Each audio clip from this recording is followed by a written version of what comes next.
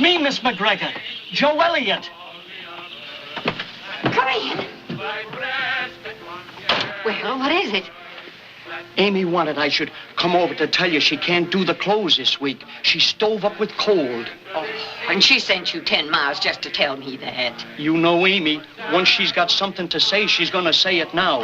Besides, it only took about 2 hours the way I came. Good night. Good night, Joe. Tell her to take a hot lemonade and sweat it out. I will, thank you. Good night. Good night.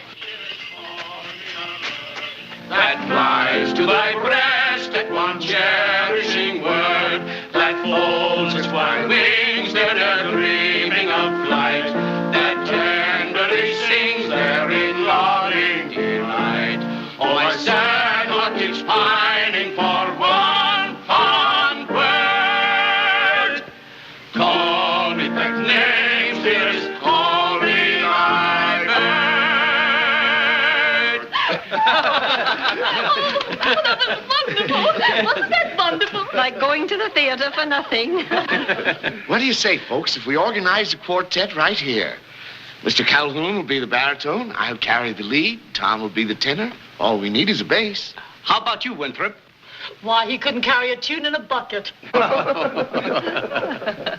Perhaps our new boarder, Mr. Bell, might do. Who, the professor? Our young genius. Bell's all right, just different. But do you suppose he really believes he can teach that deaf and dumb child he brought here to talk? All I can say is, if the Lord intended dumb people to talk, he'd have taken care of it. Oh, excuse me. Oh, come in, Mr. Bell. Mrs. McGregor, do you have any copper wire in the house? Picture wire will do. Copper wire? Yes, I need about 17 feet for one of my experiments, and all the shops are closed at this hour. Why, the idea of expecting to find 17 feet of wire at this time of night. Oh, I never heard of such a thing, Mr. Bell. Well, I'm sorry if I bothered you. Good night. Well, just a moment, Professor. Don't think I'm impertinent, but we've just been wondering if it's true you can teach dumb people to talk. I hope to, someday. You see, Mr. Darcy, the reason deaf mutes can't speak is that they have bad ears, and not bad vocal cords. Never having heard speech, they can't imitate it. So, if we can find a way to visualize sound for them, then there's no reason why they shouldn't speak as well as any one of us. Is there? No, I guess not. No, of course not. Won't you stay and show us some of your tricks, Mr. Bell? Tricks? Yes, it'd be such fun. I've heard you can make the piano play by just talking to it. Oh, well, I'll be glad to, but they're not tricks. Please. They're very simple manifestations of the nature of sound and of vibrations in the air. Now, first, I push down the sustaining pedal. Then I depress the key. Do,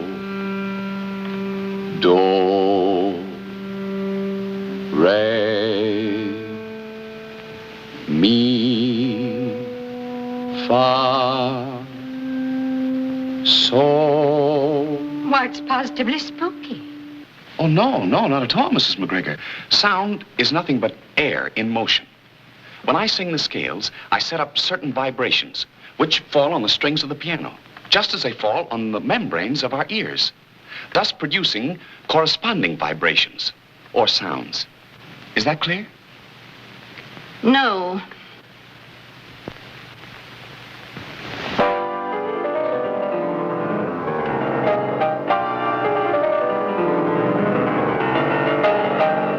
Mr. Bell, the little boy's father's here to see you with another gentleman. Mr. Sanders?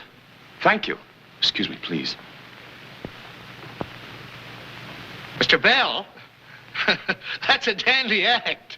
I'll bet you could do something with it. Thank you, Mr. Darcy. I expect to. Hello, Alec. Hello, Mr. Sanders. How is he? Just fine. I want you to meet my friend, Gardner Hubbard, Alexander Graham Bell. Mr. Hubbard, of course I know you by reputation. Your interest in the Clark School for the Deaf. I've been hearing about you, too, and your work with Stander's boy. Would you like to go up and see George? That's what we came for. Please.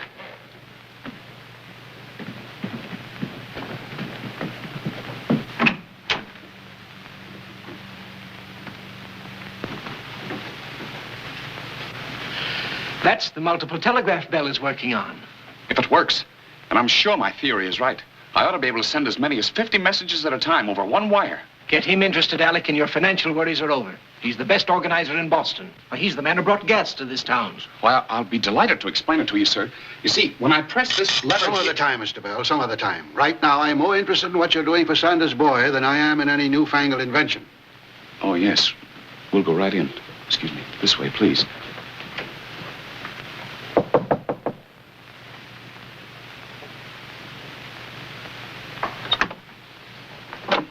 May we see George? He's asleep, but I'm sure he'd want to see his father.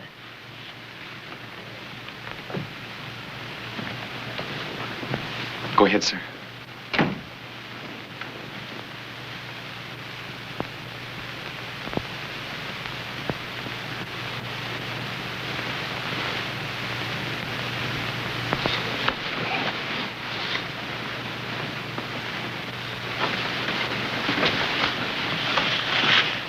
Shall I speak to him?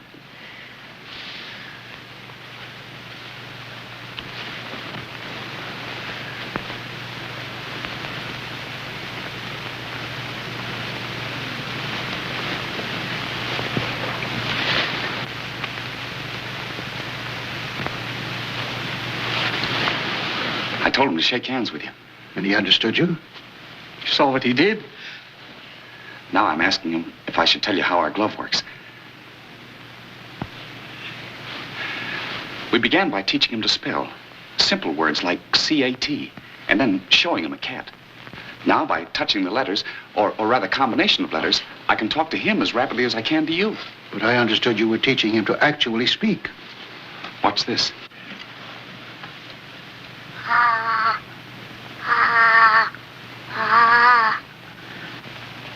Have you ever succeeded in teaching a child that was born deaf to speak?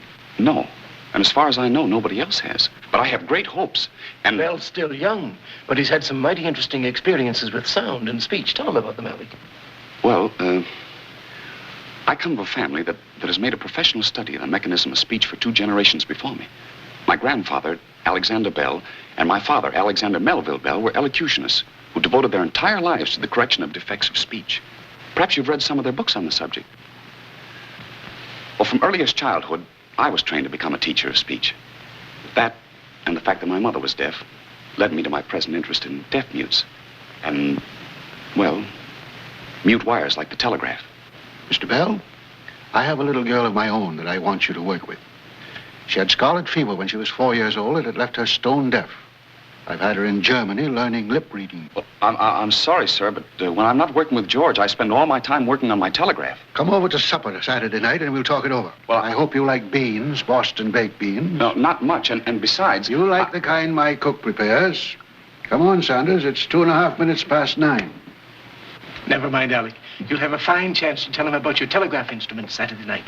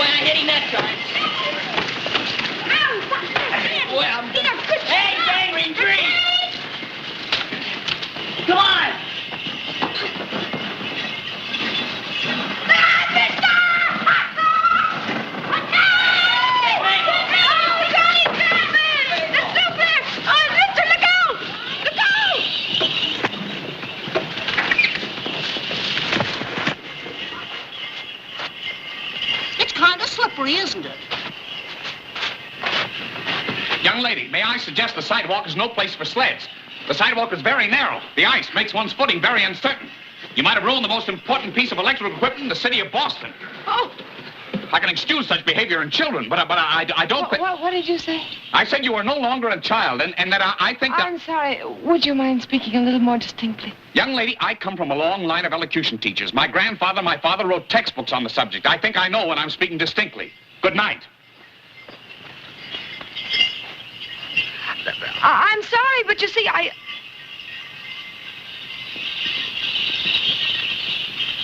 The essential parts of both my transmitter and my receiver are these tuned reeds, made of flattened steel clock springs, one end of which is attached to poles of these electromagnets, while the other end is free to vibrate over the other poles, like this. Interesting, isn't it, dear? 6:26, Mother. Yes, dear, but I'm sure supper will be on time. The transmitter has make and break points. Ah, come in, my dear, come in.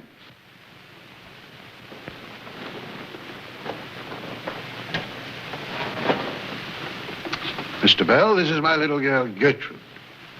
Your little... Oh, but I thought... How do you do, Miss Hubbard?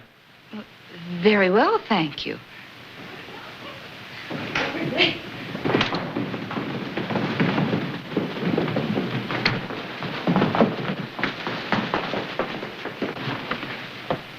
And these are my 3 other little girls, Berta, Mabel, and Grace. Mr. Bell.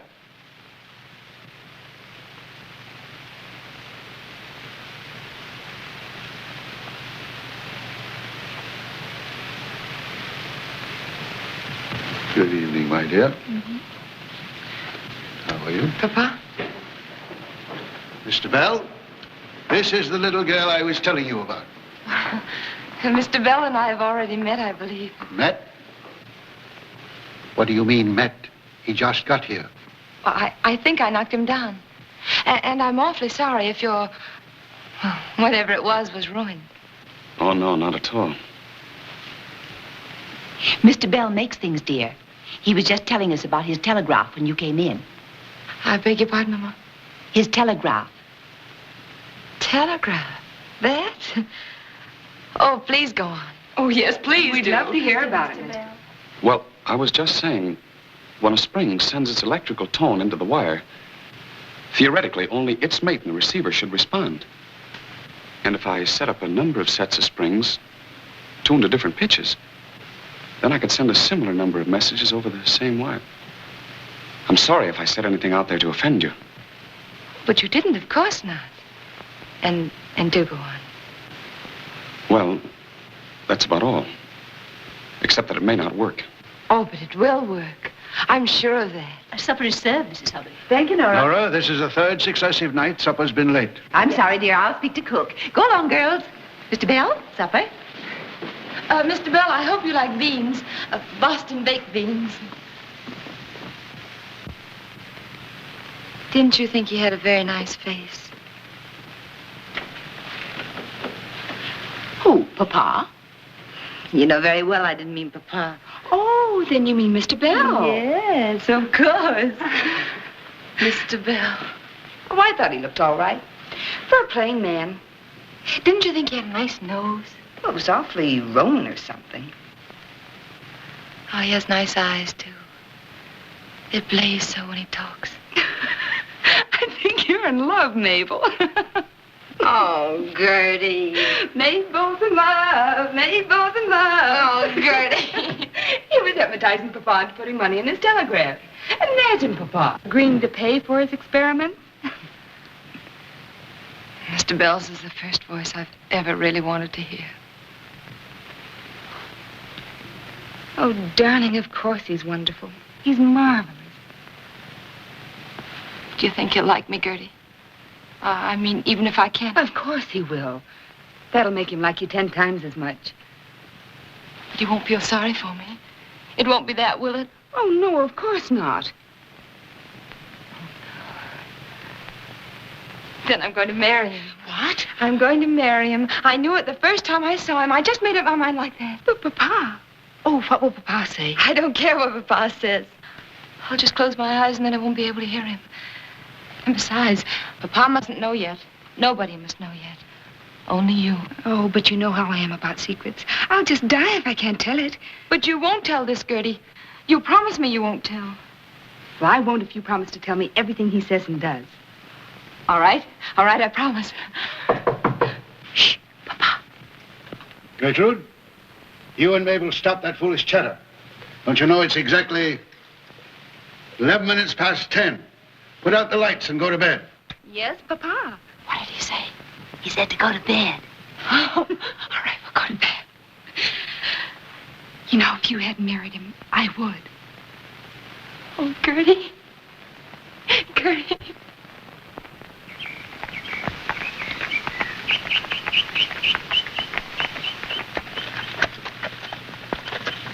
Don't you love New England in the spring, Mr. Bell? Spring? Yes, it's very nice. We often come out here for picnics. Mother and Father and, well, all of us. You do? I'm sorry, Mr. Bell, but you'll have to look at me or I can't see what you're saying. Oh, I'm sorry. Ooh. Ooh.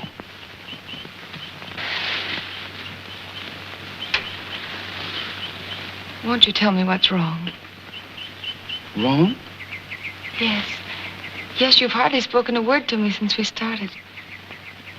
Have I said or done anything to offend you? Oh, no, certainly not. Oh. It's just that, well, I've been thinking. Yes? You see, it may take years before I get anywhere with the telegraph, and I was just wondering whether or not I ought to go on with it. Go on with it? Suppose I don't want to wait. Suppose there are things I want to do now, while I'm young.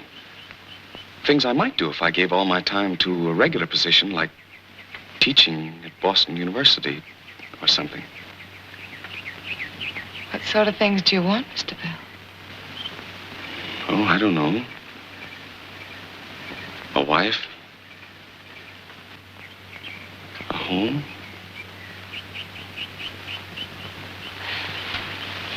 Finish your telegraph first. The wife will wait. She will. Oh, yes, Mr. Bell. I'm sure she will. Oh. Oh, thank you. That's all I wanted to know. Oh, but there's something else I ought to tell you. Yes? I'm not as interested in the telegraph as I used to be. You're not? No. Ever since I went to Branford to visit my family last Christmas, I've had a new idea rattling around in my head. Either the biggest idea I've ever had in my life, or the craziest. Wouldn't you like to tell me about it? Well, I have an idea that if I could make a current of electricity vary in intensity exactly as the air varies in density when sound passes through it, then I could transmit sound, even speech telegraphically. I'm sorry, but I don't understand. I mean, I could talk through a wire. Talk through a wire? Yes, I could send a human voice as far as wires could be strung. Oh, but that doesn't seem possible.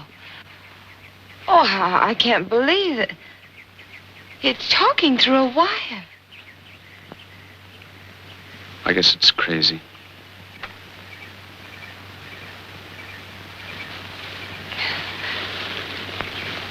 Oh, when are you going to start work on it, Mr. Bell?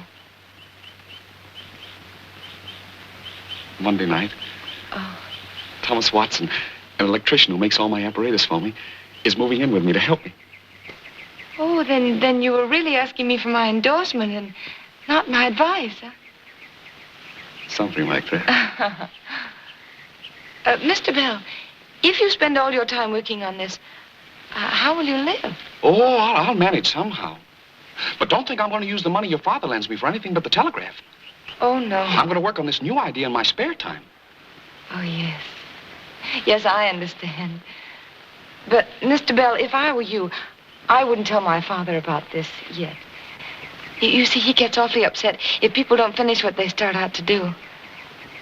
Couldn't this be our secret for a little while anyway? Perhaps that would be wiser and safer. Oh, much safer, Mr. Bell. Much. Eat it.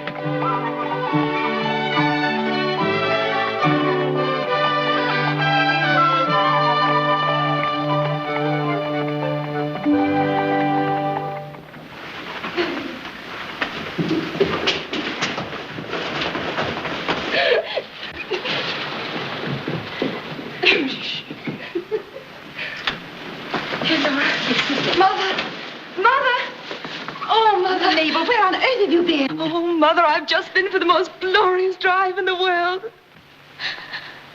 Oh, I'm so happy. Mabel, do you realize what time it is? You've missed your supper. Oh, please, Papa, don't scold me tonight. Not tonight. We've been worrying about you for hours. Something might have happened to you, child. It's all right now, Gardner. It was all my fault, Mr. Hubbard. I talked so much, neither of us noticed the time. No. And finally we had to stop under the streetlights so I could see what he was saying. And the time just slipped by. Yes. Oh, Mother, Alec has such wonderful ideas. Alec? Alec. Well, I mean Mr. Bell. Oh, please call me Alec. All right. She called him Alec. Mr. Bell, won't you stay and have something to eat? Oh, no, not now. I must be going. Good night, Mrs. Hubbard. Good night. Good night, Mr. Hubbard. Good night. Good night. Good night, Alec. Good night. Good night, everybody. Come, dear, you must be hungry. Oh, I couldn't eat a thing. Not tonight, Mother. Good night. Good night, Papa. Gertrude! Gertrude! Call me pet name, dearest. Call me Gertrude, the most exciting thing has just happened. Come on. Oh, my sad heart keeps pining for one kind word. Call me pet names, dearest. Call me Alec. Pack, the boys are packing. Cheer up, comrades, they will come. Ba, ba, ba, ba, ba. Careful, Watson, you'll break something. Good, then you'll have to buy more stuff for my boss. Listen, if it hadn't been for your boss overcharging me, we wouldn't have been turned out of here. Stop arguing. You'll get turned out of better places than this before you're through. You needn't bother packing your things, Mr. Bell. Nothing's leaving this house until I get my rent. You mean you're going to hold my things? The law gives me that right, and I certainly shall. But, Mrs. McGregor, I told you I'd send you your money as soon as I can. There's no use arguing. Out you go. But your things stay here. I won't leave them. I can't. I've got to have them. Oh, no, you don't. No, those things stay right here. Yeah, not his vocal cords. Vocal cords? Yes, those belong to a Chinaman they've got pickled over at Harvard. Oh, heaven help! Get it out of here. Get all this junk out of here. Junk? Did you say junk? Yes, junk. Get it out of my house. I'm sick and tired of seeing it around. You've had this place looking like a pigsty long enough. Get it out before I throw it out the window or burn it up. Mrs. McGregor, at this moment, I could almost kiss you. Don't you dare lay a hand on To me. think that I have so misjudged you. In fact, I'll even give you the very shirt off of my back. Remove one garment and I'll have you arrested. Come on, before she changes her mind. Get that.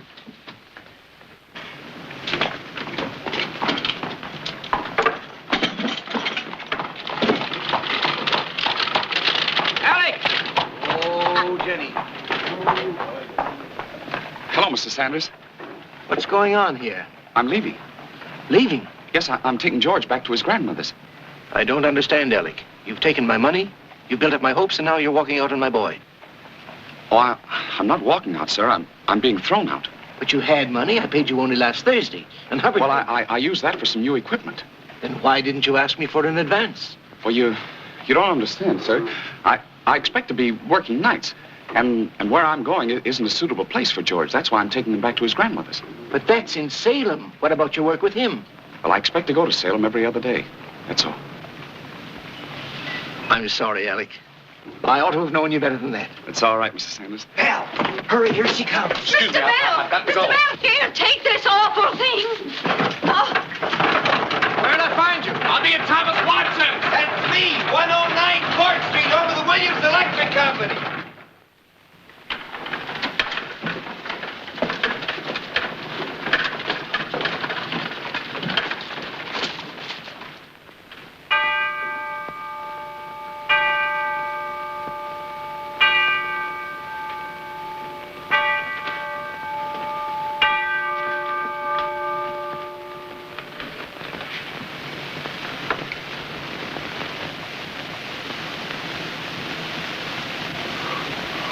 How much longer are you going to take with that?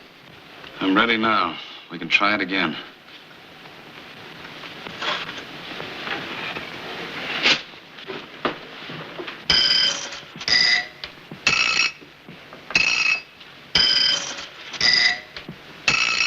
Honest, I'm no genius.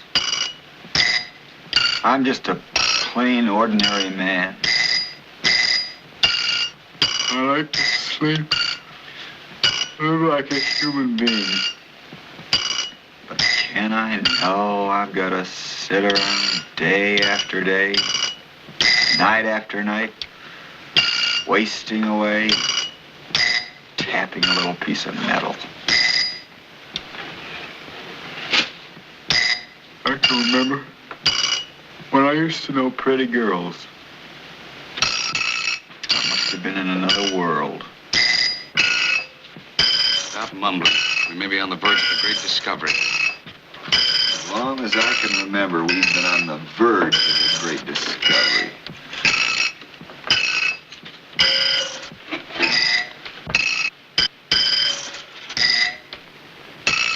Look here, I can only find 4 new springs. I thought I told you to get 5. I'm sure I told you to get 5. I remember now you had just enough money to pay for them. 5 new springs at 25 cents each. Now, where is that other spring? I ate it. You did what? I didn't mean to. I was going along and I saw that food in the window. Suddenly I got such a craving I couldn't stand it. I went by twice. I tried not to go in, but I couldn't help it. I was hungry. I can't go on living forever with... So you ate one of my springs. You took the last 25 cents we had to fill your miserable little stomach. Yes, I did. I told you I'm no genius. I'm through starving. I'll go out to the Indian Territory, live on buffalo steak, and you or nobody else will stop. Wait, don't move the thing. Don't touch it. As much my money as yours, I had... Show me. What did you do? I didn't do anything. But you did something. I saw it. I heard it. Well, the spring stopped vibrating. I just plucked it, that's all. But I heard a sound, a full musical note with overtones, through the wire. Show me everything you did. Well, this contact screw got stuck. Making a permanent contact with the spring? Yes, I just snapped it. While the circuit remained unbroken? I suppose so. Then that strip of magnetized steel was generating its own current. Do it again. No, wait. Wait a minute, wait. All right, do it now.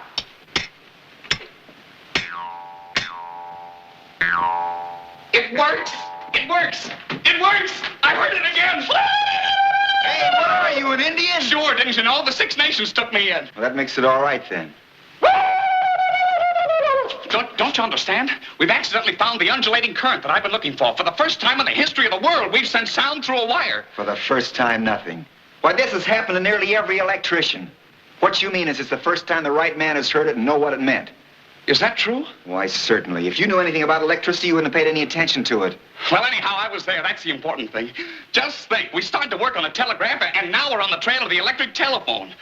Telephone? What's that? It's an apparatus for transmitting the voice. It means sound from afar. Here, hold this. Hey, where are you going? What, going to tell Mabel, of course.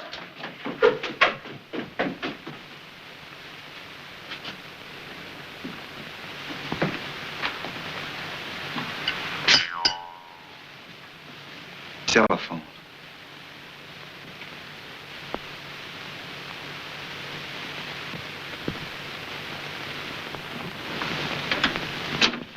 Oh, Mr. Bell. Where's Miss Mabel? She's upstairs, sir. I'll tell her you're here. Oh, well, would you please put the gas up in the parlor, sir, while I tell Miss Mabel you're here? Ask her to hurry, please. It's awfully important. Very good, sir. Alec! Mabel. Alec, what is it? Mabel, I've just discovered Mabel. Now we can get married. What? Will you marry me? Hurry, tell me. Yes. You will? Of course, Alec. Oh, thank you. I never had any other intention. Oh, no, not here.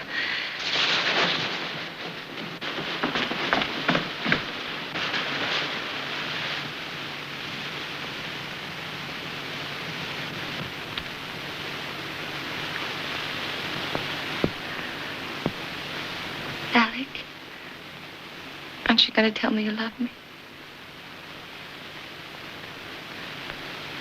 Oh, please. I want to hear you say it. I love you, darling. It's so dark in here, I can't see. Now say it. I love you. Again. I love you. Oh, don't say a word. Don't move. Don't even breathe. I want to remember this moment all my life. Just as it is.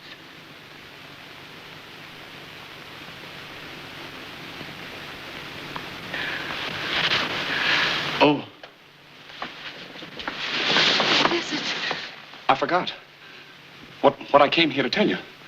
My telephone. I've got it. I found a way to talk through a wire. Alec, you haven't. That's why I asked you to marry me. You wait here. I've got to tell your father. No. No, Alec, he's reading, and maybe you better wait. Not me. You tell your mother and the girls. I'll handle him.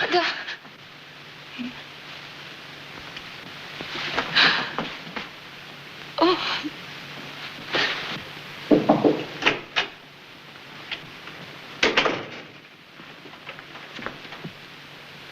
Mr. Hubbard. Just a moment, Mr. Bell.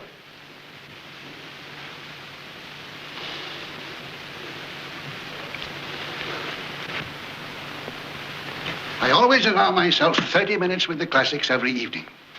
In the past 40 years, I dare say, I haven't missed 3 such evenings, except perhaps on my honeymoon. Habit. Habit, Mr. Bell, is the important thing. Setting a regular time for everything and sticking to it. Yes, sir, but listen... Too many young people today are inclined to postpone, to shift and dodge and put off. My father always said, people were prepared to make any effort the day after tomorrow. But when it comes to doing a thing today, that's another matter. Have a cigar. No, thank you. I just wanted to... Go on, smoke it. There's nothing like a good cigar to help settle your stomach. Now, Mr. Bell, you wanted to see me? Yes, sir. Mabel and I can get married now. Sit down, Mr. Bell. This afternoon, I made a very valuable discovery. I actually sent sound through a wire without the use of batteries. You what? Before long, I'll be able to send speech, talk from any distance. Before how long? Well, I don't know. But I'm sure I'll make a telephone someday. Telephone, huh? What about your telegraph? Oh, I'm going to give that up. This is much bigger and newer. Has my daughter accepted you? Yes, sir. And she loves me, too.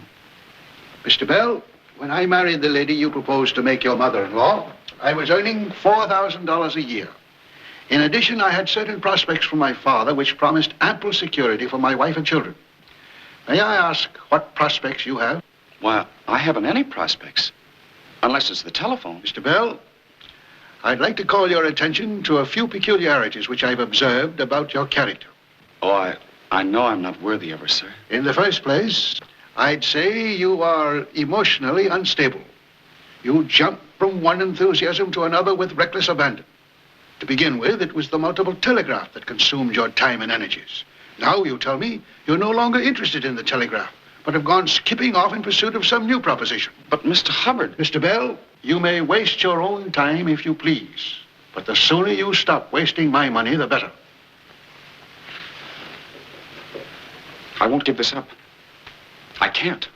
In that case, disabuse your mind of the idea of marrying my daughter. But, Mr. Hubbard, we love each other. Nevertheless, you are not to come here again, Mr. Bell, or even attempt to see my daughter. Not so long as you persist in this folly. Furthermore, if you propose to give up a possibly profitable venture for an air castle, you needn't expect any more support from me. I wash my hands of the whole business. But, Mr. Hubbard... 12 after 8. I should have been well past Harvard Square by now. Would you like to accompany me on my constitutional, Mr. Bell? The night air is very refreshing. No, thank you. Well, good night.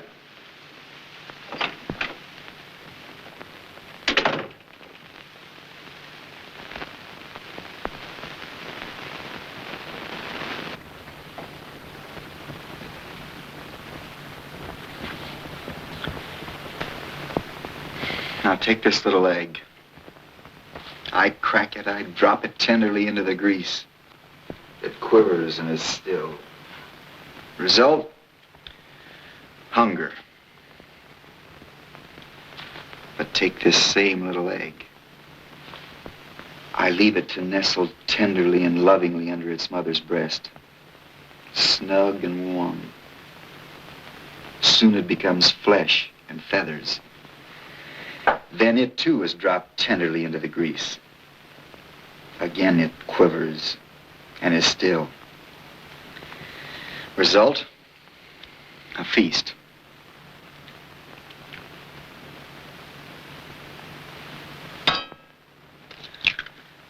Listen to me, my fine friend. If I'm going to stand over a hot stove night after night, you can't expect me to live on half an egg. Go on, fall apart. I'm sick of you. I'm sick of the very thought of you. Hey. That's what I think of the hours, the months we wasted on that stupid idea. You say you're tired. You're hungry. Well, so am I. I want to live like other men just as much as you do. I want a decent bed to sleep in, decent food to eat. I'm in love. I want to get married. And I will. And if I ever have a child that so much as looks at a piece of copper wire or mentions electricity, I'll... What about all your work, your plans? It's all done. How much were you getting at the Williams Electric Company? $3 a day? Why? Better see if the job is still open. I won't be needing you anymore. You're quitting? Yes, I'm going back to teaching the deaf. If I ever decide to work on the telegraph, I'll do it in my spare time. And the telephone? It was just an air castle. Does Mabel know about this? No. I'm gonna write her now. You got any paper? Where'd we get any paper? This'll do.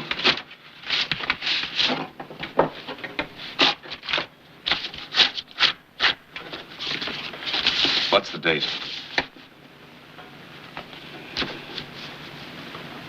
June 11th.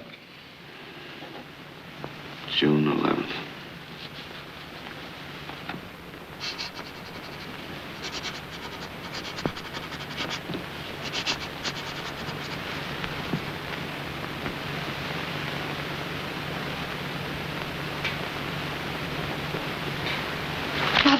Yes, dear? Mother, I've got to see Alec. I know, dear. I know what you've been through this past month. No, I mean now. I've got to go to him. Come on. Mabel, to his room? Have you gone out of your head? Mother, I can't help it. I must see him now, today, this minute. Oh, my child. What would your father say? Mother, my eyes are closed. I'm not listening to you. Oh, please, you've got to go with me. I've got to see him. But, Alec, you can't give up your telephone just because Father says so. That'd be criminal. I know what I want, and I've made up my mind to have it. Perhaps Alec is right, dear. Oh, Mother, why do you say that? You know he's not right. But after all, you two love each other. Isn't that enough? It is for me.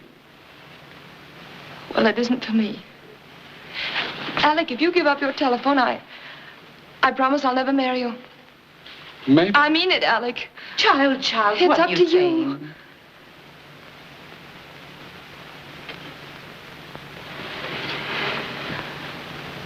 Mabel, I'll never fail you again. Never. Oh, Alec.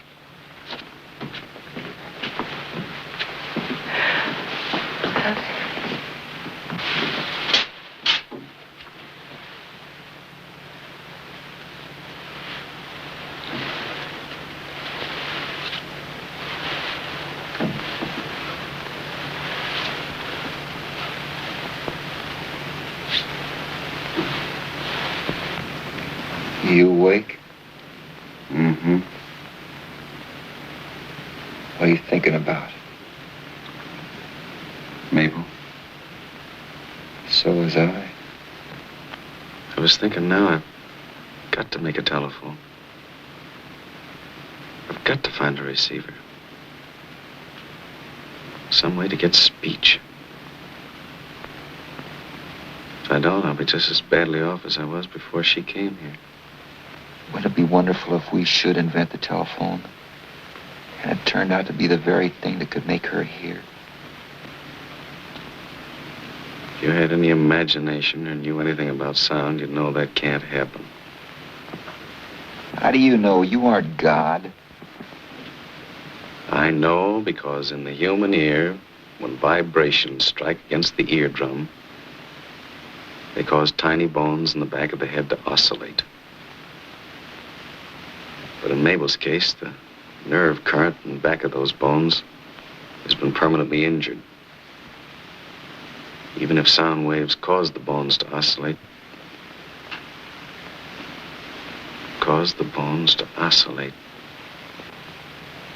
Oscillate?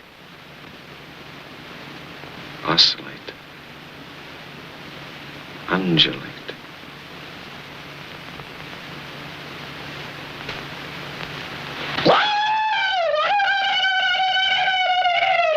Watson, I've got it. Got what, St. Vitus dance? No, the ear. What ear? This, the ear we hear with. Come on, get up. We've got to get an ear, a human ear, and study it. It may give us just what we need for our receiver. You're crazy. Where are you going to get a human ear? Well, I'll sharpen my razor, and you go out. Never mind. We'll get an ear somehow. And maybe this time, just think. Out of Mabel's deafness, we make the whole world hear. Yeah, I know, but an ear, a human ear, you can't do that. We'll use the same principle as the ear exactly. Only we'll use gold beater skin instead of membrane, and a small piece of metal in front of an electromagnet instead of the bones. And we'll use more batteries. That's what we gotta have. More batteries. Yeah, it's going to take a lot of money. Gold beater skin, batteries, acids. We'll get them somehow. Maybe you could get another advance for Mr. Sanders. No, we gotta figure some other way. I've had 3 advances from him already for less and less work with George. We could both of us go back to work for a little while. Be nice to eat again for a change, too. No, that's not the way. We've got to find a cheaper place to live. Cheaper than this? Certainly. What? I wouldn't stay here, even if they let us use the shop. It's too noisy, too dangerous. There are too many people about. We're not going to tell anybody what we're doing. Yet. We'll starve. Maybe you will. Not me. Not until I've made the telephone.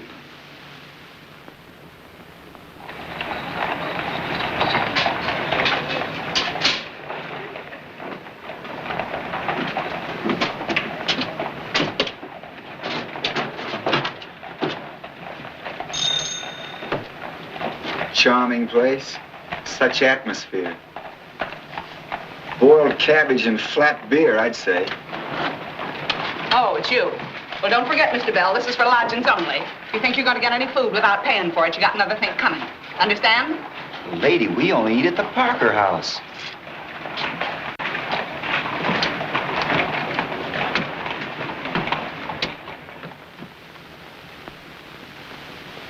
Will 50 cents be all right?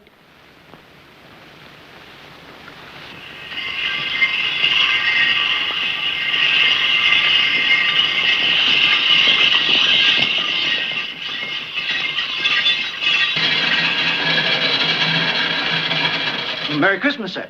Merry Christmas. Turkey's 12.5 cents a pound. Extra fine. I'll make them back for one later on. Yes, sir. Right now, I'll have a half a pound of cheese and 2 apples. Very good, sir.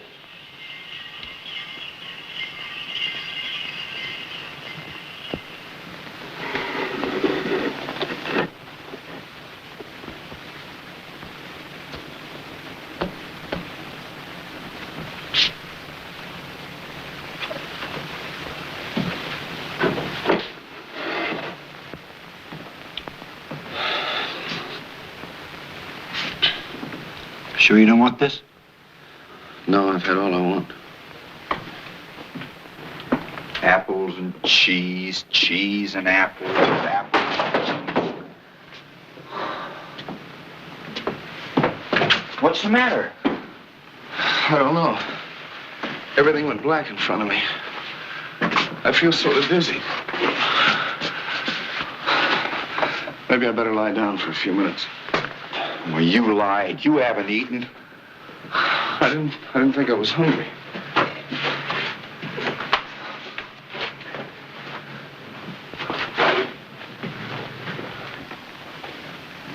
Now, you stay on the bed. I'm going out and get something to eat. If I'm not back in 15 minutes, you know I got caught. If you see anything with an ear on it, bring it back, will you? How about our landlady?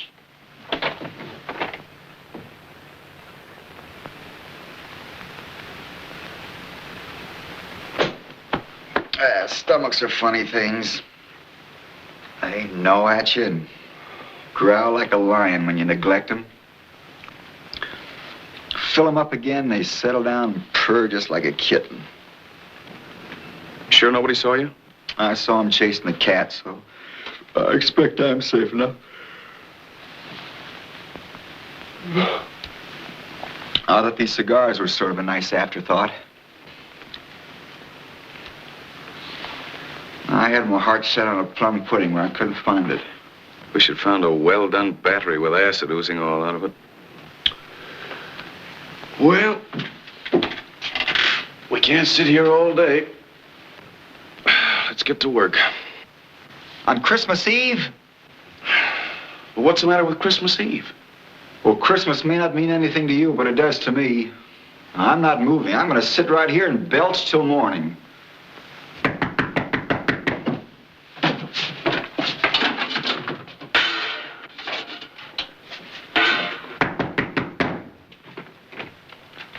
Oh, Mr. Sanders, it's only you. Come in. Merry Christmas, Alex. Merry Christmas. Merry Christmas. My sleigh's downstairs. Get your coats on right away. You're spending Christmas at my place in Salem. Christmas with you? That's right. We've got a long drive ahead of us, so hurry up. Oh, but we can't. I planned a lot of work for today, and I... Oh, I'm sorry. Forget it. It's just what I needed. Come on, let's go. If this isn't the devil, 365 days in the year and our only 2 square meals come on the same day.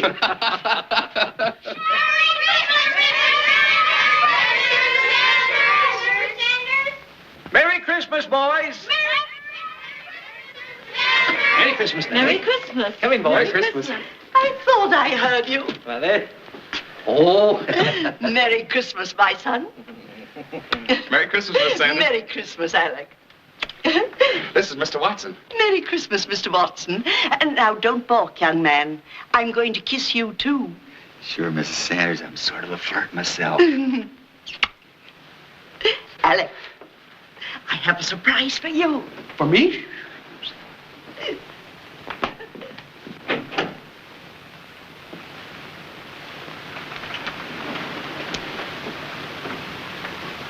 Mabel. Alec.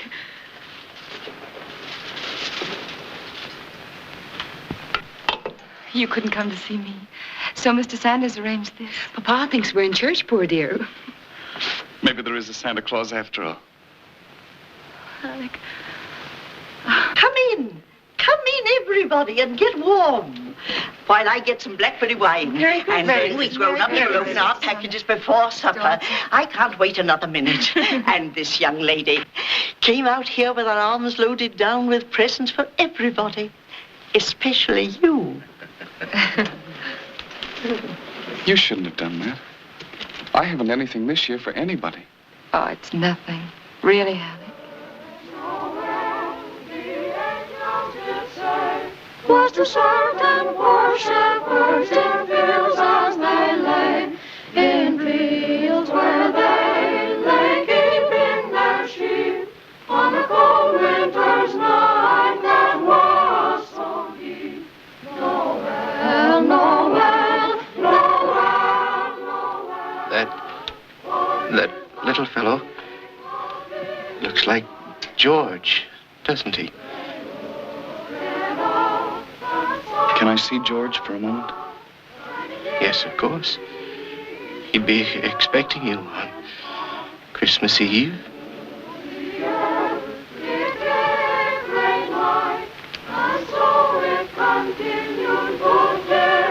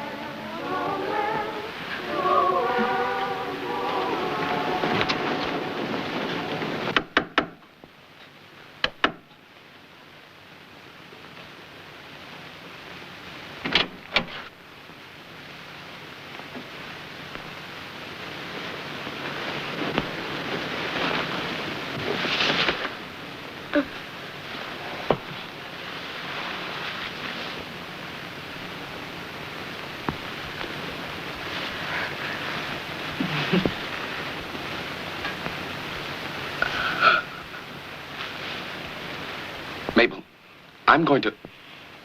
You're going to do what? You watch what we've been up to.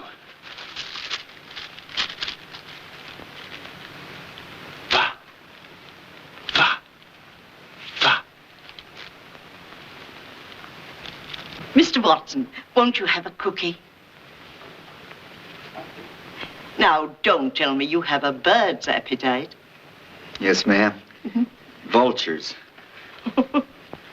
Nellie, take some cookies outside to the children, please. Oh, Alec, you mustn't take him out there, not tonight. Oh, think of his presents, the tree and Santa Claus.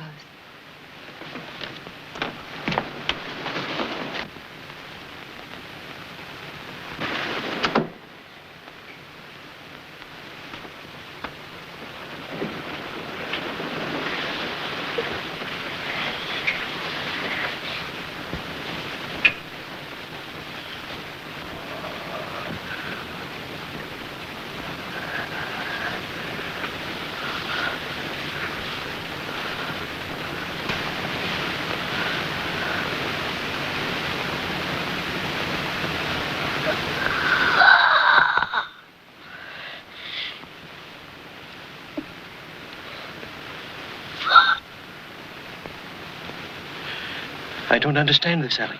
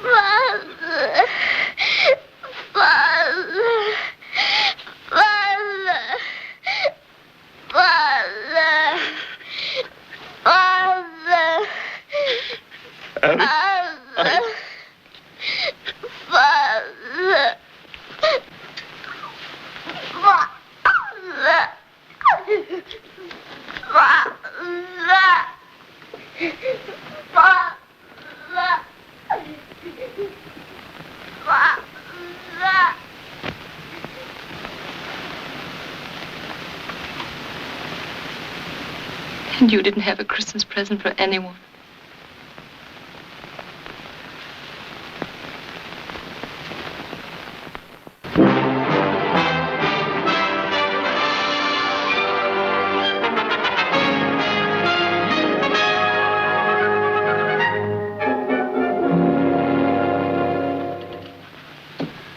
Thanks to Mr. Sanders, now we have acids and batteries.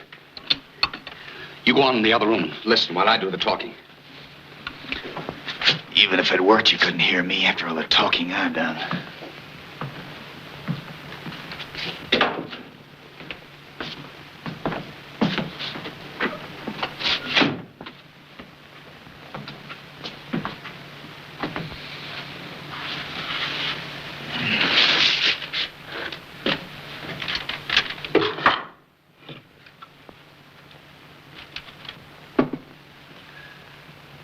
Ahoy, Mr. Watson. Are you there? I now have water in the transmitter cup. Can you hear me? Can you hear me?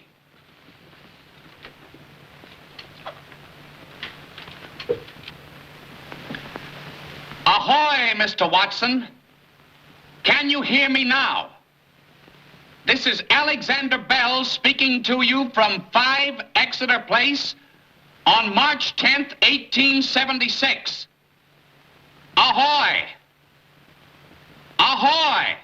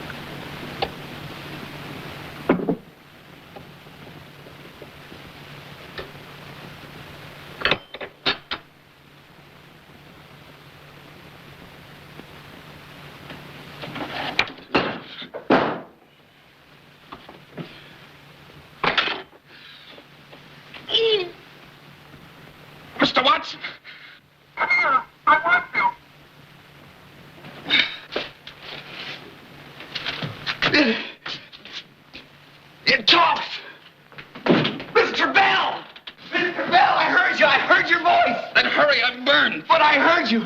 Your voice through the wire. I understood what you said. What did I say? Tell me. You said, Mr. Watson, come here. I want you. That's right. Well, what did you do? I put 2 drops of sulfuric acid in the water. That made the water a conductor for the electric current transmitting the voice. Oh! Hooray! Hooray! We're in the telephone business now! Oh, my legs. Stop howling. We gotta do something about that burn. Oh, but I've got to tell Mabel first. Oh, no, you don't. You sit down and take your britches off. I get some lard. But I've got to tell Mabel. I might have known something like this would happen, leaving a lot of acids around you.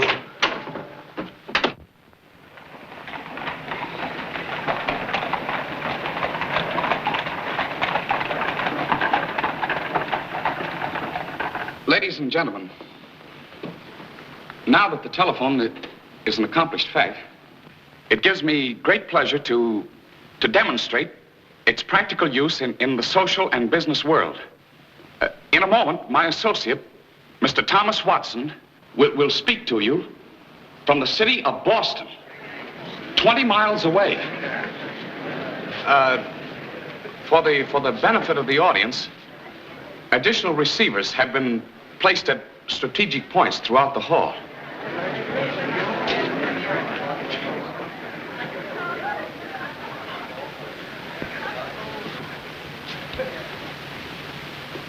Ahoy, Mr. Watson.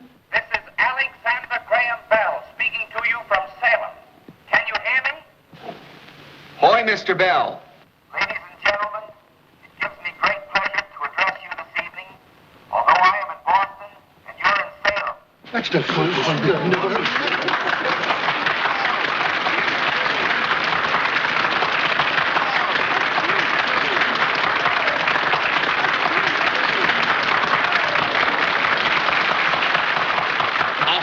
Mr. Watson, the audience is now applauding you. Will you continue your demonstration? You're next. Hail Columbia, happy land. Hail ye heroes, heaven-born band, who came to town the other night to hear the round, see the fight, and hear old Tucker's banjo that so gently o'er me stealing. Memory will bring back the spite of all my griefs revealing, that I dearly love the Star-Spangled Banner. Oh, long may it wave o'er the land of the free. And the home of Yankee Doodle came to town riding on a pony, stuck a feather in his cap and called it Sweet Genevieve.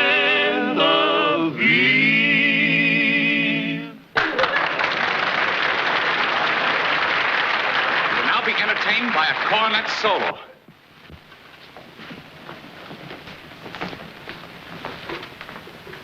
You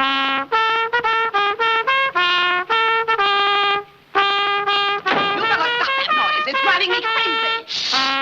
Don't you shush me, young man. Stop it, I tell you. Hoy, Mr. Bell. I have a special treat for you tonight.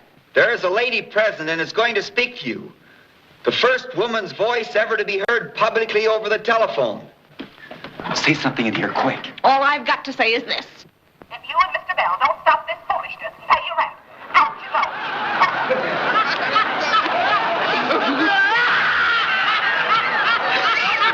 How dare you laugh at him? What right have you to this? It's wonderful. Well, I only laughed because I thought... Please. He's laughing at Alec. Well, he better not be.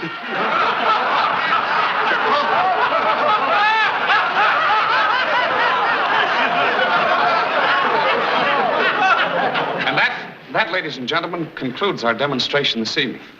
Anyone desiring further information will kindly step up here and leave his name.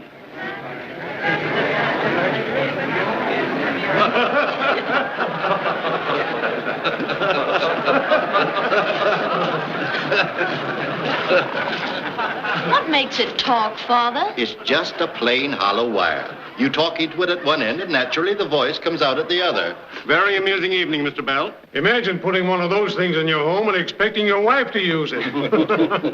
Edward, you really think there's nothing to it? Gardner, in my opinion, the telephone will never be anything more than a toy. You won't put any of your money into it or advise your friends to do so? I shall urge all my friends to have nothing to do with it. Thanks. I just wanted Mr. Bell to have your opinion. Good night. Good night, Gardner. Good night, Mr. Bell. Good night, Mrs. Hubbard. Good night, Miss Hubbard.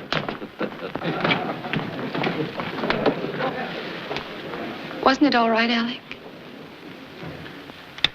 Well? Mr. Hubbard, as one of my partners, will you see that the necessary papers are drawn up for the New England Telephone Company? Did I understand you to say partners, Mr. Bell? You and Mr. Sanders put up all the money for my experiments. It's only fair that you should share in the returns. But I have no right in this. I never put any money in your telephone. The money I gave you was for your telegraph. I'm not asking you for any money, sir. All you've got to do is help me incorporate. I've already talked to the Williams Company about manufacturing our telephones. Watson and I can install them. And I suppose the next thing you'll be wanting us to wire every house and public building in the country? We might have to do that, too, eventually. Mr. Bell, tomorrow morning, Sanders and I are going to have our heads examined, just for standing here listening to such nonsense. Good night. Come on, Sanders.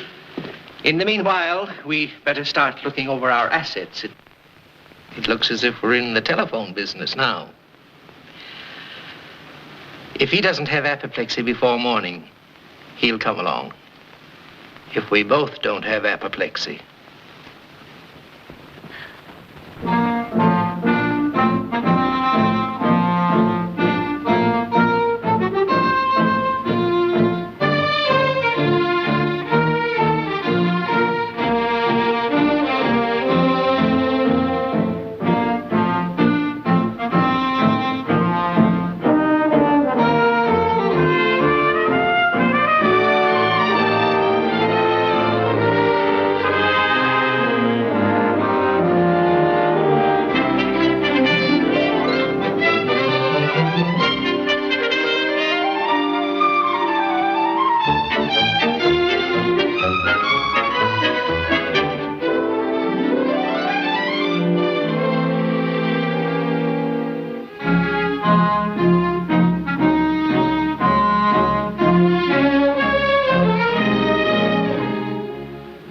Pretty serious, your father calling me here.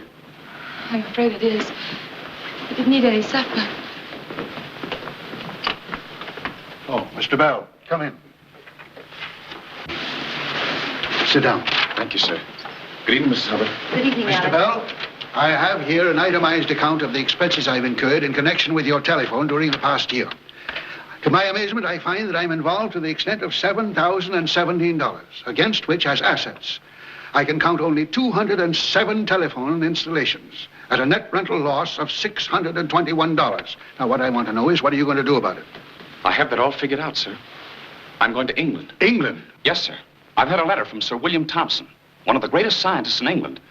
You know, the man who made the transatlantic cable possible. He says he's heard about the telephone and that there's a great deal of interest in it over there. If I go over there, he feels sure he can arrange a demonstration before Queen Victoria. Queen Victoria? Yes, darling. He says if the Queen will install telephones in the palace, then the whole world will follow suit, just as they'd copy your hats. Why, Alec, that's a splendid idea. Of course they will. May I ask who's going to pay for this pilgrimage? Well, sir, I felt that as long as you and Mr. Sanders already have so much money involved, you'd be willing to... Mr. Bell, I used to call you a fool. I apologize. You're a genius. I'm the fool. But, Mr. Young man, you have a blissful disregard for money. That may be an enviable asset to a genius, but not to a business partner. Oh, but, Father, I'm sure we can manage somehow. Did you say we? Mabel. Mabel. Yes, Papa. I'm going with him. You're what? Alec, I can't let you go 3,000 miles away from me. Mabel. Father, we've waited long enough. If Alec goes to England, I'm going with him. You will take me with you, won't you? You don't think I'd go without you, do you? Oh, darling. Mabel. Father, my eyes are closed. Mr. Bell, will you stop this? Gardner, she's right. You've kept these young people apart long enough. Mother. Oh, my goodness. Oh, what have I said?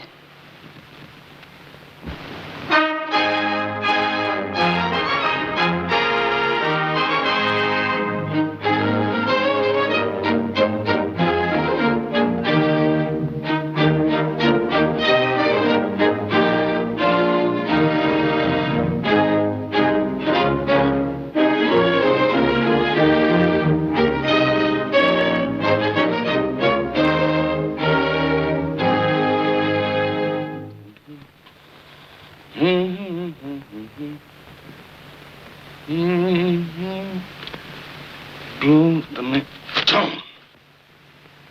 Alec. Here, darling, let me do it for you. I don't know why I must be so clumsy. Oh, you're choking me. They'll hang you for that. This is England. They hang you over here even for killing a mere husband. Dear darling, I think that looks all right. You know, Victoria may be queen of the British Empire and Ireland and anywhere else she chooses.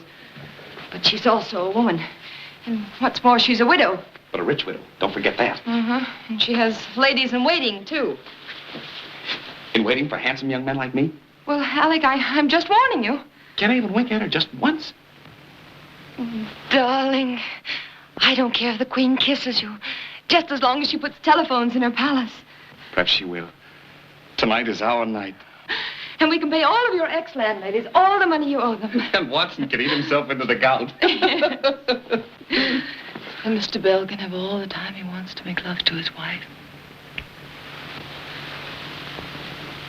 There isn't that much time. Oh, great heavens, what am I thinking about? I mustn't keep the queen waiting. Alec. Good luck. Thank you, dear. Oh, please let Victoria want a telephone. For my Alec. Sir William Thompson tells us that your telephone is a marvelous instrument, Mr. Bell. Sir William is very kind, Your Majesty. Is this the device? Yes, ma'am. There's a similar instrument in Osborne Cottage where Sir Thomas Biddulph is waiting to hear Your Majesty's voice. You expect me to speak into that? If Your Majesty would be so gracious. I think you had better speak into it. After all, one does not converse with a wire. Beatrice, Major Phipps, come closer. Listen. If you please, ma'am, we're ready to begin. You may proceed. Sir Thomas Biddulph? Yes, I'm here. That is Sir Thomas's voice. Ask him the time. Sir Thomas, Her Majesty wishes to know the time. Tell Her Majesty it is now exactly 3 minutes past 9. I think I will speak into it after all. Sir Thomas, your watch is 2 minutes slow. Set it. Thank you, Your Majesty. I will do so immediately. Sir William, you were right. This is a marvelous invention. General, we will have Mr. Bell's telephone installed in Buckingham Palace. Yes, Your Majesty. Oh, it will be an honor, ma'am. The Americans are a very inventive people. Mr. Bell was born in Edinburgh, Your Majesty. He went to Canada several years ago and then to America. The Scots are very inventive, too. Now have it say something else, Mr. Bell.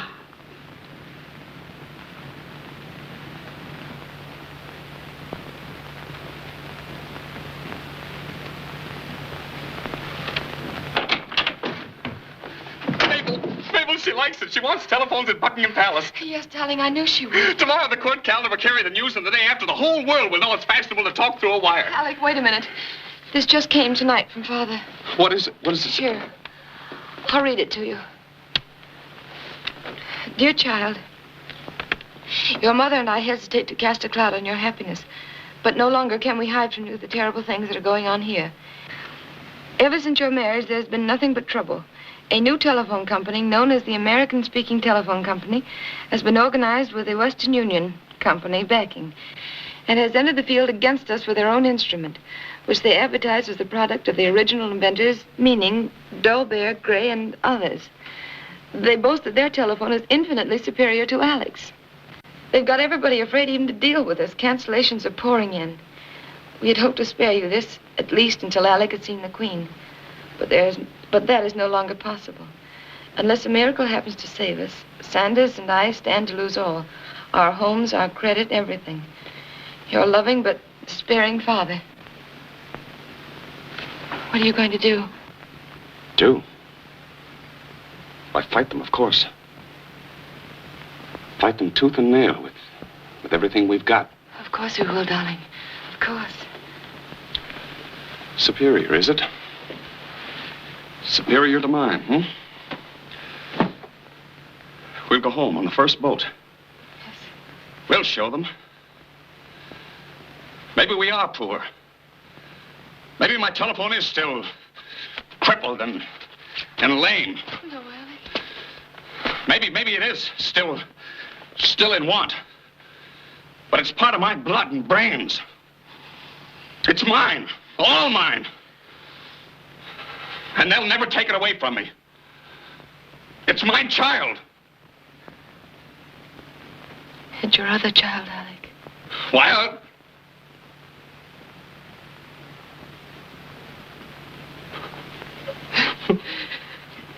just one thing after another.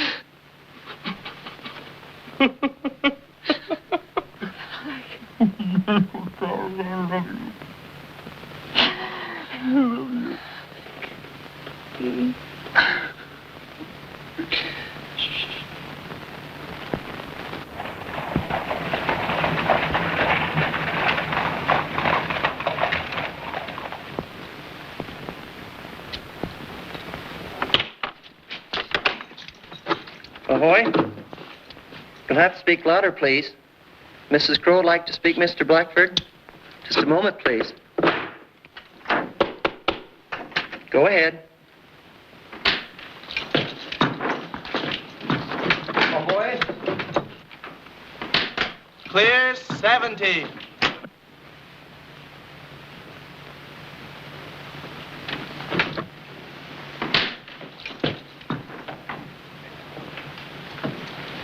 Well, sorry, no more credit from the banks. They gave me back the telephone stock I put up for that last loan. Said they preferred my personal note. The Williams Company say they can't manufacture another telephone unless they get hold of some money. At the rate cancellations are coming in, we won't need them.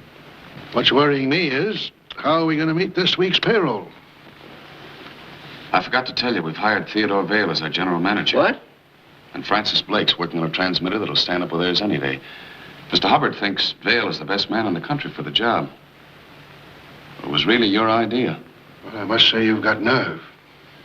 And another thing, tomorrow we're bringing suit against the American-speaking telephone company charging infringement on our patents.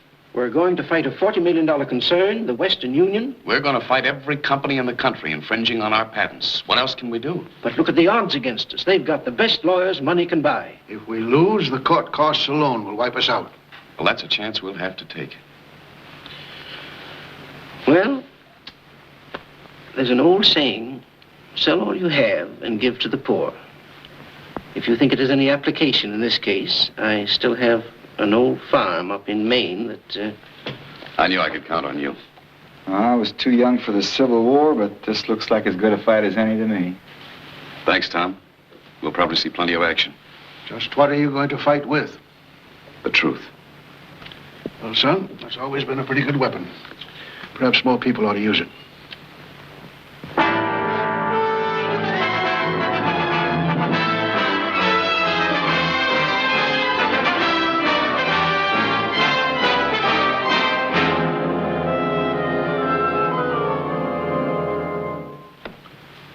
Proceed. Your Honor, it has not been the intention of my clients to burden this court with wordy debates. We have endeavored to confine ourselves to the facts. First, that Alexander Bell was not the first to invent the telephone. Second, that the patents under which the New England Bell Telephone Company have been operating were fraudulently obtained. And third, we have defied the plaintiff to show that Mr. Bell had been working on the undulating current feature of the telephone prior to February the 14th, 1876, at which time, by strange coincidence, both he and Mr. Gray informed the Patents Office simultaneously of their work on the telephone. Very well. Counsel may proceed. Mr. Bell, what is your occupation? I'm a teacher of the deaf. Are you an American citizen? Yes, sir. An American citizen by choice. I see. Now, Mr. Bell, have you any proof to give us that you were working on the undulatory feature of the telephone prior to February 1876? Only my word, and the word of my friends. Not a notebook?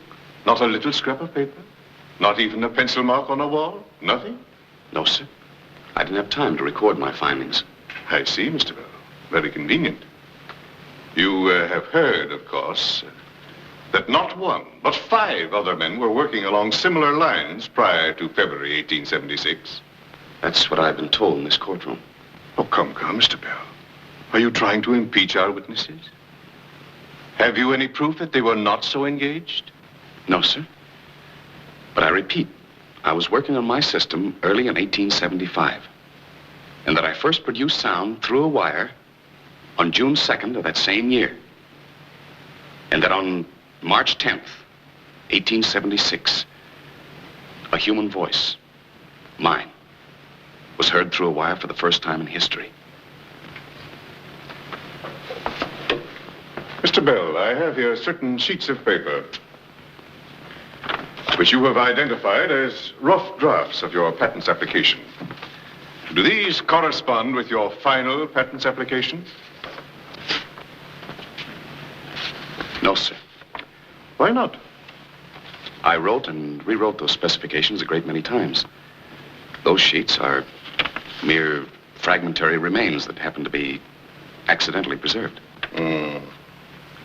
Well, I don't see any mention of the undulating current in this rough draft, as you call it. Those statements were added as I completed and redrafted my application. Mr. Bell, could those specifications have been added after you had filed your application? Certainly not.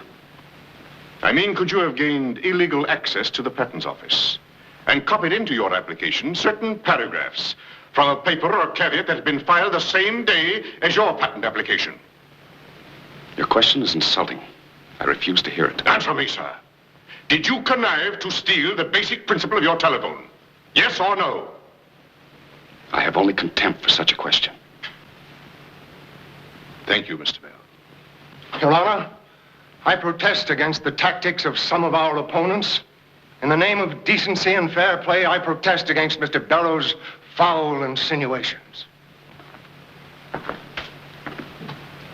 Your Honor, I'm sorry that my learned colleague is so thin-skinned. All we ask of Mr. Bell is that he produce one single bit of legal proof, one memorandum, one scrap of paper proving his contentions of priority. But will he? No. Can he? No. And why not? Because, Your Honor, he hasn't any proof. None exists.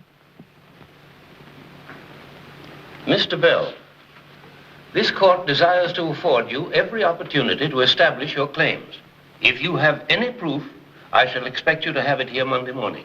Until then, this court stands adjourned. Court adjourned.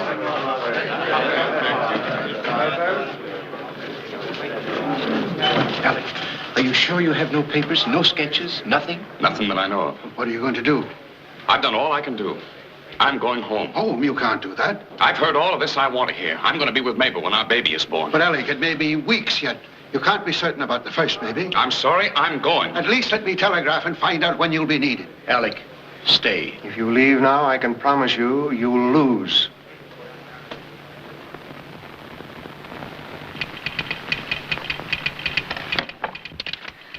Mother and I are leaving immediately. Don't dare leave trial. Is that all right? Yes, that's fine, dear. Would you send this for me, please?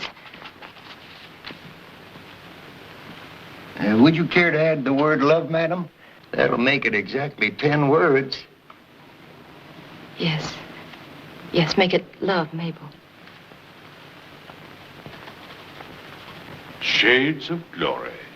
Is this man to be allowed to control a great public benefaction? Permitted to foist an inferior article on the public? Just to gratify his egotism? Your Honor, I submit that the only invention to which our friend is undeniably entitled is the invention of the story that he was working on the undulatory current prior to February 1876. Order. To that Order he's in the welcome. Take your seat, please. Mabel, what are you doing here? I couldn't bear the thought of your leaving. I had to come. But at a time like this, it's dangerous. Oh, no, darling, I'm all right. And Alec, I found this. It might be the very evidence you're looking for. Evidence? Evidence? Yes. Do you remember this? It's a letter that you wrote to me in June 1875. And Alec, you say in this letter that you're going to give up your work on the telephone. Let me see it. Silence in the court, please. Your Honor, Mrs. Bell has just brought us the proof the defense has been asking for. Documentary evidence that Alexander Bell discovered the undulating current on which his telephone was based prior to June 1875. Very well, Mr. Smith. If you have such evidence, present it. I beg Your Honor's indulgence for just one moment. I'd rather that letter weren't presented. Alec. That is something between you and me. It's part of our personal lives. But, Alec, it's your proof. I'm sure there's nothing in this letter to be ashamed of. I'd rather not do it. I regret to inform Your Honor, Mr. Bell declines to submit the new evidence. What did he say? Alec won't let him present the letter. Alec, for the first and I hope the only time in my life, I'm going to disobey you. It's my letter, and I'm going to read it. Mabel. I won't stand by and see you called a liar and a thief. But, darling... Alec, my eyes are closed. It's dated June the 11th, 1875. And was written to me by Mr. Bell before our marriage. Will you read it, please? I beg your pardon. Will you read it, please?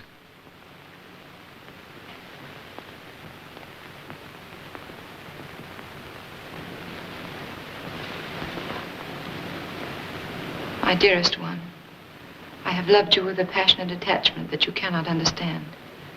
That is to me new and incomprehensible. Ever since I held you in my arms and kissed your lips, I have known what I want most in life. Without you, I am nothing. With you, I am complete. Because this is so, I have decided to give up my telephone. This is little enough to do if it means that I will have your arms about me forever. If I may call you sweetheart and wife. Go on, Mrs. Bell. Please don't grieve at my decision. The telephone will be born someday, somehow, and so far as I am concerned, I do not care one bit who gets the glory, so long as the world gets the benefit. With all my heart, I am yours.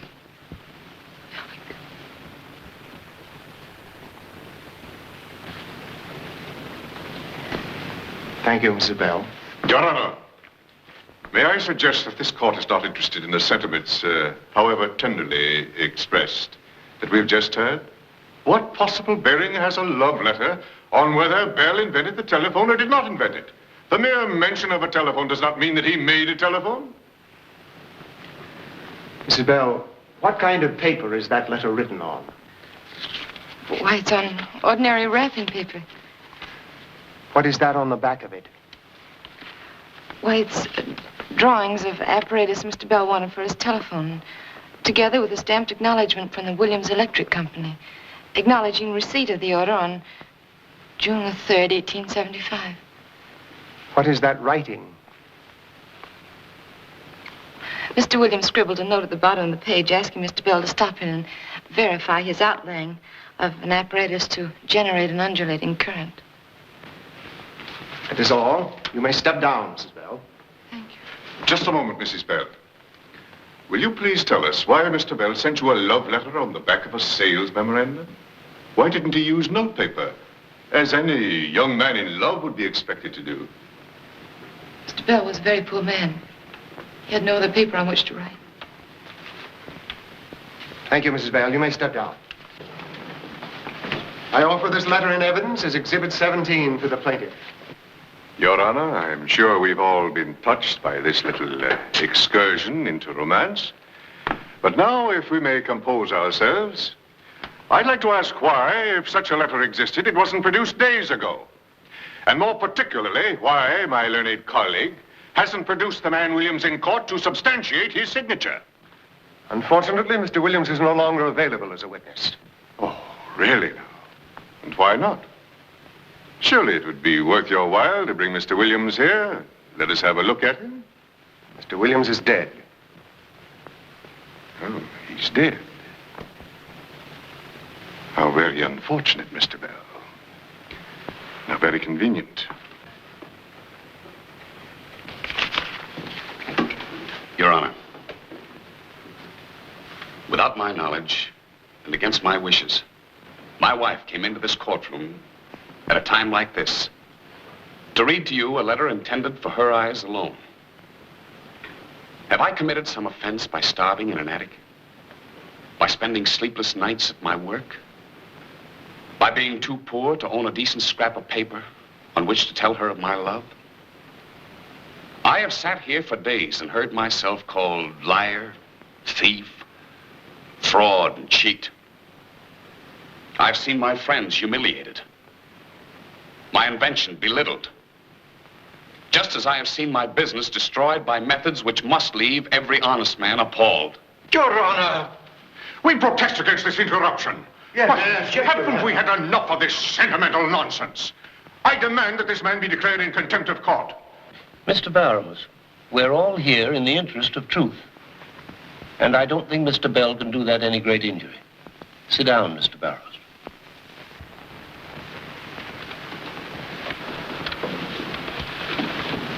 Gentlemen, I am no longer fighting the battle of Alexander Graham Bell, inventor of the telephone. That man, however just his suit, does not matter here. The issue is bigger than the millions involved. And there are millions at stake, as your guilty cheeks already tell me. Your Honor, we must protest. Protest all you like, gentlemen. I mean to say what I have to say. The time is coming when the telephone will be known in every home in the land, in every shop and factory, and beyond the seas, even to the remotest ends of the earth. But that, too, is not the issue. The issue is simply this.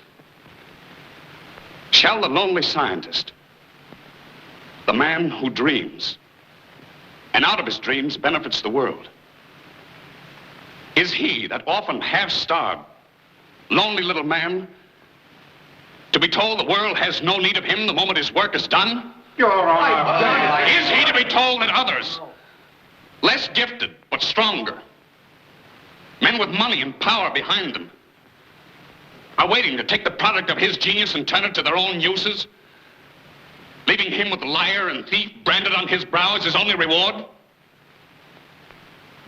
Do that, and you stop the clock of progress. You smother the spark of genius that lies hidden here and there throughout the world.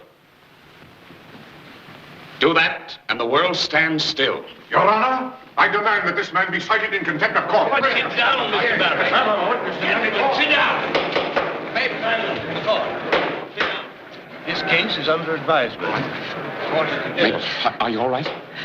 Alec, I'm afraid. We must get her out of here quickly. Get an ambulance, quick. An ambulance isn't one within 20 blocks of here. They got a telephone, though, if you know how to use it. Telephone? Hold her, Mother. Show me where it is, quick. This way. Watson, come here, I want you. Go get an ambulance, quick. Ahoy! Ahoy! This is Alexander Graham Bell speaking. I want an ambulance. Hurry, Watson. This fool thing will never work. Ahoy! Ahoy!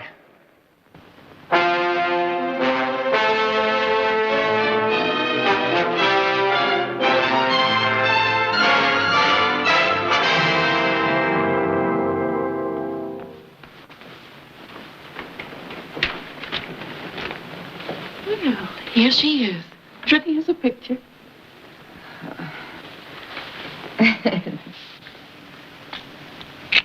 Hello, honey.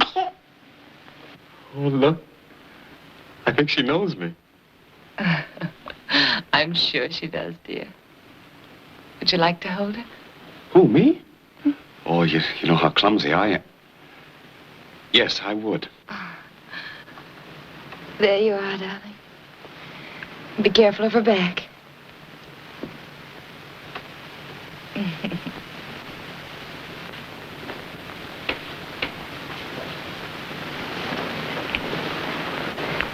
You know, you haven't told me a word about the trial since I came home. Well, they still have it under advisement, which probably means we've lost. Alec, would you mind so terribly? One can't work and struggle and not care when it all goes for nothing. Especially when there are others involved. Your father, Mr. Sanders, Watson. But, you know, I've been thinking about something else. Alec, Mabel, your father, Mr. Sanders, and Mr. Watson are here, and someone else. May they come in? Why, of course, Mama. Yeah, darling, I'll take her. How's my little girl?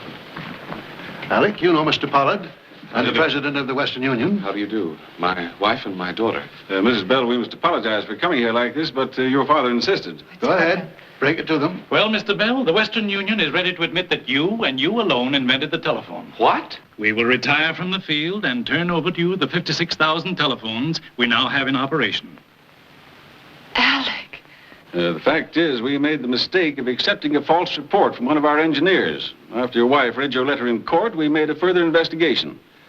We found that this man Bracewell not only intended to deny your rights, but to injure us as well. Mr. Bell, we're not only willing, but anxious to pay for that mistake. Of course, if you consider us as partners, we could offer our wires, rights of way, improvements, and other assets. You could. Or shall we say 1/5 interest? Well, I don't know what to say. I ought to warn you, you have probably the most valuable single patent ever issued. Your stock was selling on the New York Exchange this morning for $1,000 a share. $1,000? Well, what do you say, Alec? Well, I'll have to ask my wife. Alec, you know I never interfere with your business. Gentlemen, I accept. Thank you, Mr. Bell. Yeah, it's exactly 11.5 minutes past 11. Time for this young lady's lunch. Goodbye, my dear. Papa. Come, gentlemen. It's been a pleasure, Mrs. Bell. Goodbye, Mrs. Bell. Goodbye. Alec. Alec, aren't you happy? Everything you've wanted and worked for. And everything the world has to offer you. Yes, darling. But I wanted to tell you. I've been thinking about something else. Yes? The other day, I saw a seagull flying. And there was something about the curve of its wings. It just occurred to me that if a bird that's heavier than air can fly, a man might fly too. What did you say? If a bird that's heavier than air can fly, a man might fly too. A man fly? Yes.